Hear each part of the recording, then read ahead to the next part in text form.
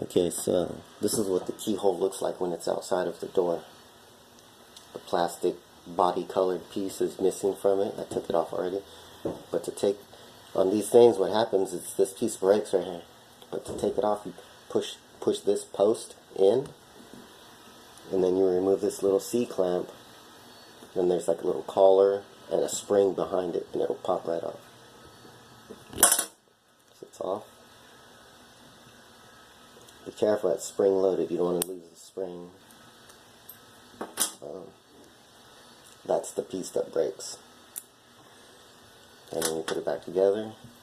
Put the spring on there.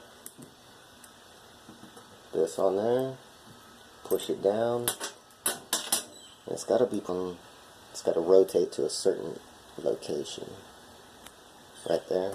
When it's on there, obviously there's no spring tension on it because the spring is over here. Then you just lock it in place with this. Boom. That's it. Easy peasy.